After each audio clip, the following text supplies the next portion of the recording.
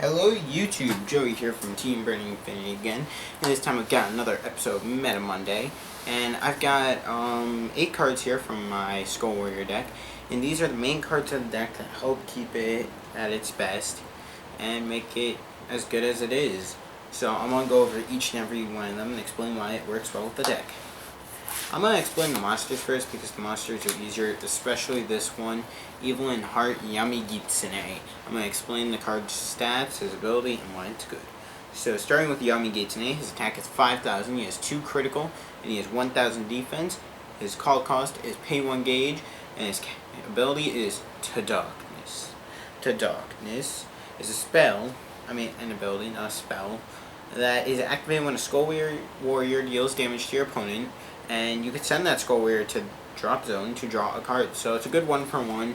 You give up field advantage for the ability to have more hand advantage, which can actually come in handy because you have other cards to make up for the loss of field advantage. Also, this card is very good and is a must-have at 4 in the deck. Unfortunately, I only have 1. I can't find any yet. Next up is Blood Knife Kimensai. He is my buddy because I don't feel like playing 5 of this guy. And Kimensai has the ability to penetrate. He has 4,000 attack, 2 critical, 1,000 defense. The defense is irrelevant because at the end of the turn he's played, he dies. So what he's really there for is like link attacking through the center, getting penetrate and using To Darkness, and draw a card. So he's a very good combo card with To Darkness.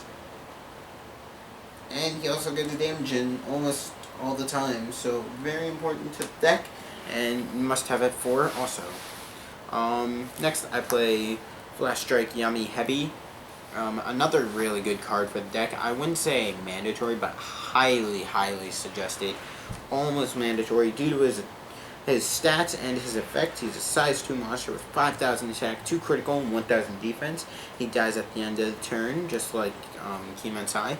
But he has the ability, which is called Venomous Strike. When this card enters the field, you can kill a size 1 or less monster your opponent controls for no cost whatsoever.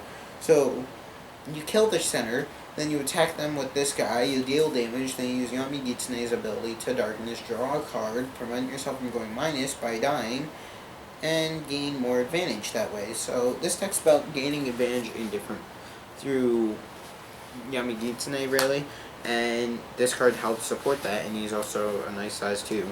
Even if you don't have Yami-Gitsune, the killing is a 1-for-1. If you use Yami-Gitsune with him, it can end up being a +1. Next, I have Tempest Garo as the last main key monster of the deck. And his stats are 3,000 attack, 2 critical, and 5,000 defense. This card can be played very strategically due to the fact that his ability is an act, not a continuous. So his act ability is called Garo Slash. You may pay 1 gauge, and if you do for the rest of this turn, this creature gains double attack and power plus 3,000, and at the end of the turn, he dies. So he's also a very good card combo with Yami-Gitsune. Usually you're going to play him in the center or wherever until you need to, or not play him until you need him, and you'll use his ability, get 4 damage in, hopefully, or clear the center and then get another 2 damage in, then use Yami-Gitsune To Darkness, so instead of letting him die, you draw a card, and then you gain advantage still.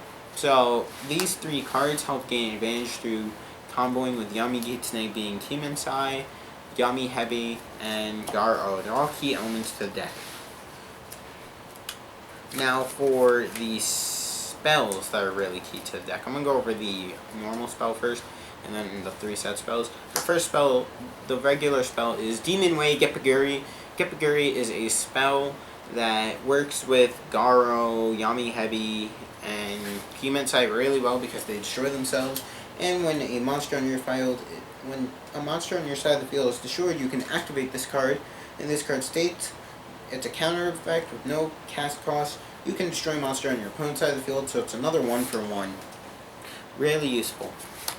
Then the first set spell that's really useful in the deck that I feel is a must-have in all Continental World decks, along with the second, is Shinobi Scrolls. Shinobi Scrolls is a really good card, has no cast cost. but it does have an act requirement where you pay 1 gauge to use its act skill, which allows you to put 1 card from your hand into this card's soul and draw a card. This combos really well with the Ninja Art spells because its second effect says you can activate Ninja Art spells from this card's soul by paying their call cost, and it's like lethal formation, so it does work on the opponent's turn. So this card is very, very good. It allows you to do a lot of different things.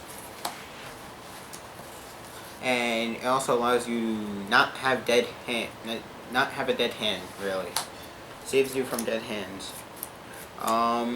The second spell, which is also a staple in Captain of the World decks, is Art of Explosive Hades Fall. Hades Fall is a very good set spell due to the fact that it is a set, and its cast cost is pay 1 gauge and choose a card from your deck and add it to this card's soul face down, so your opponent cannot see. The act ability is when your opponent plays a monster on their side of the field, you may reveal the card in this card's soul.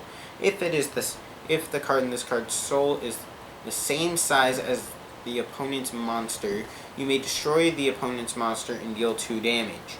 So what you can do is, if you know what kind of deck they're playing, let's say you're in game 2 or 3 in a tournament, and you know what kind of deck they're playing, you can play this.